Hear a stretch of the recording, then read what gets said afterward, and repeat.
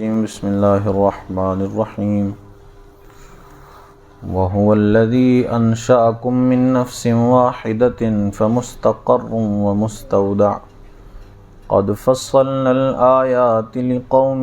يفقهون وهو الذي أنزل من السماء ماء فأخرجنا به نبات كل شيء فأخرجنا منه خضرا نخرج منه حبا متراكبا ومن النخل من طلعها قنوان دانية وجنات من أعناب والزيتون والرمان مشتبها وغير متشابه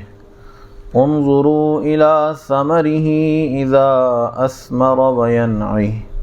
إن في ذلكم لآيات لقوم يؤمنون وجعلوا لله شركاء الجن وخلقهم وخرقوا له بنين وبنات بغير علم سبحانه وتعالى عما يصفون صدق اللہ مولانا العظیم الصلاة والسلام علیک یا سیدی یا رسول اللہ وعلی آلک واصحابک یا سیدی یا حبیب اللہ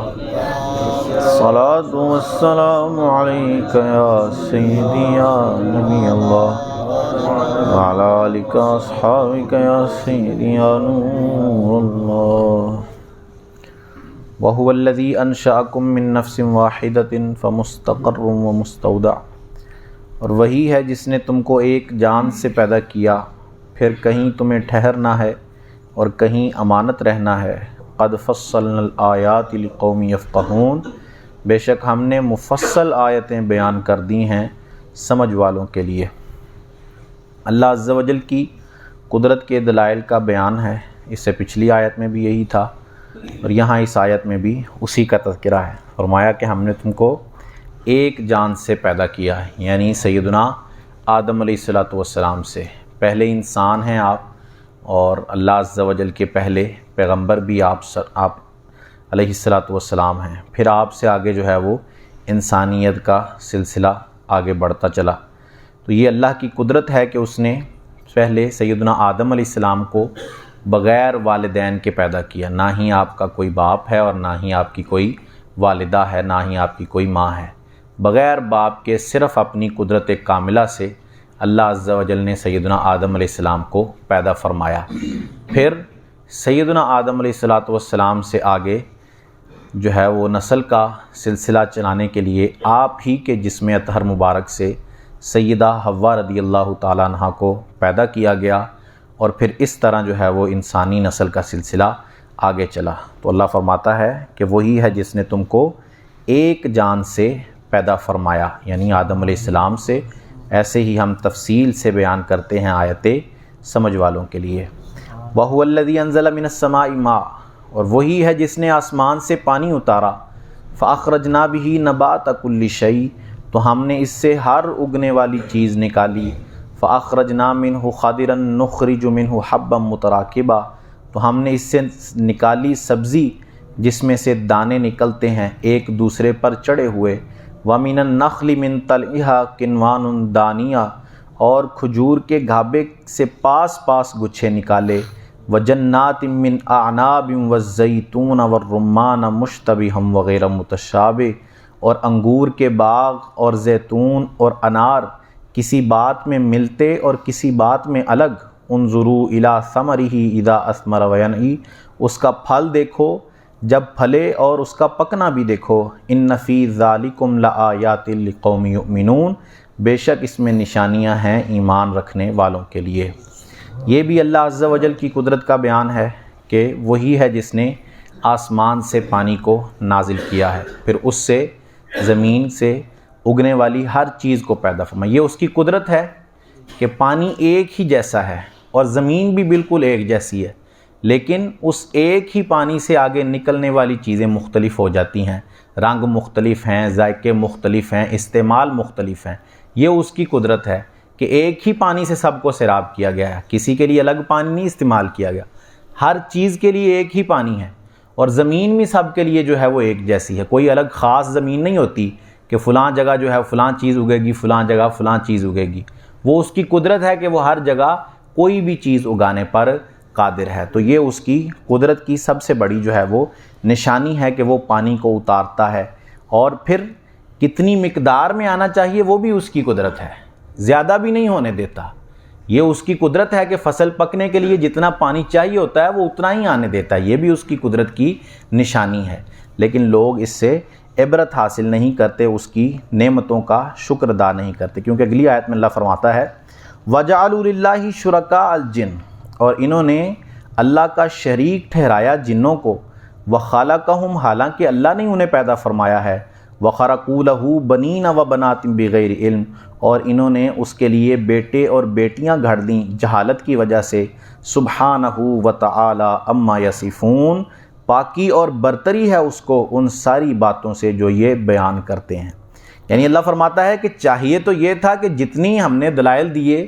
نعمتیں اتاریں، تو اس کا تقاضا تو یہ تھا کہ یہ لوگ ہمارے سامنے جھک جاتے،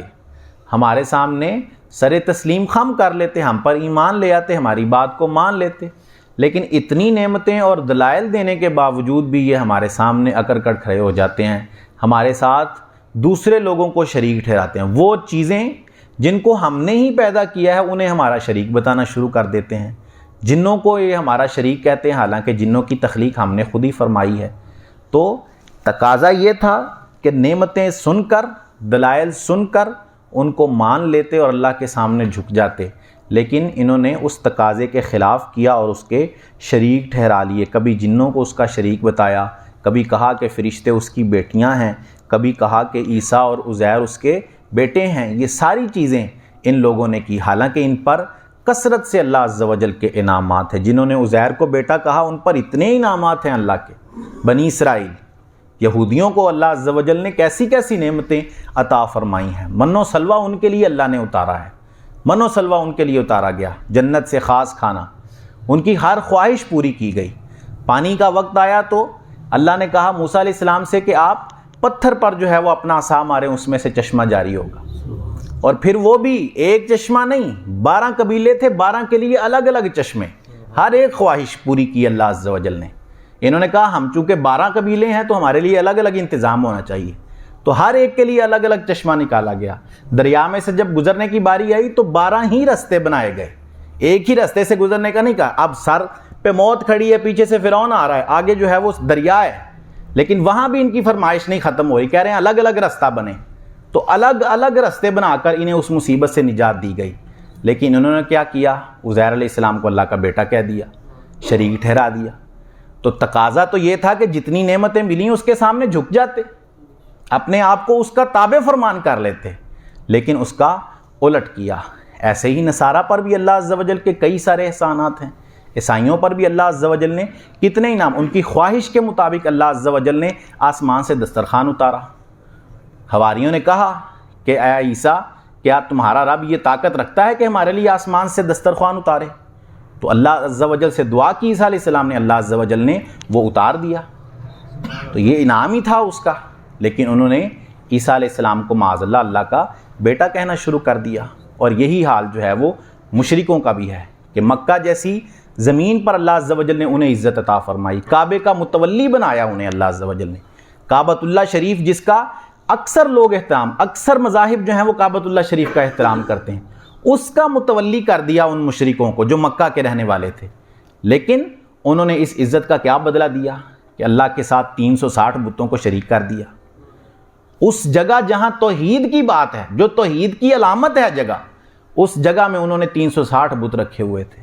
تو تقاضا یہ تھا کہ نعمتیں ملیں تو اس کے سامنے جھک جاتے، لیکن ہر ایک نے اس کا خلاف کیا۔ تو ہمیں بھی دیکھنا ہے کیا ہم نعمت ملنے پر جھکتے ہیں یا اس کے خلاف ہو جاتے ہیں۔ اگر ہم اس کے خلاف ہوتے ہیں تو سمجھیں کہ ہمارا شمار انہی لوگوں میں ہے، یہودیوں، عیسائیوں اور مشرکین کے اندر، کہ جب ہم اس کی نعمت ملنے پر اس کا شکر ادا نہیں کرتے، اس کی نعمت ملنے پر اس کے سامنے جھک نہیں جاتے،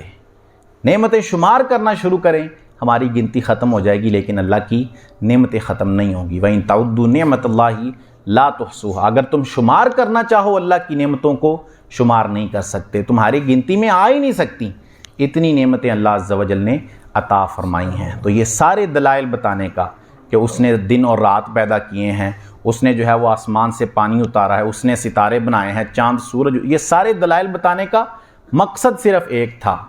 کہ اللہ کے سامنے وہ لوگ جھک جاتے، اللہ عز و جل کے سامنے اپنے آپ کو جھکا لیتے۔ تو ہمیں بھی یہی چاہیے کہ ہم یہ کریں کہ یہ دلائل ہم سنتے ہیں تو اس سے ہم عبرت حاصل کریں کہ وہ لوگ جنہوں نے اللہ عز و جل کے ساتھ شریک ٹھہرایا یا اس کی نافرمانی کی تو اللہ عز و جل نے ان کے ساتھ کیا کیا معاملات فرمائے، کیسے کیسے عذابات میں انہیں مبتلا کر دیا۔ تو ہمیں بھی جو ہے وہ اس کے عذاب سے ڈر جانا چاہیے اور اس کے سامنے اپنے آپ کو جھکا لینا چاہیے۔ اللہ عز و جل سے دعا ہے کہ اللہ عز و جل ہمیں عمل کی توفیق عطا فرمائے۔ آمین بجاہ خاتم النبیین صلی اللہ علیہ وسلم۔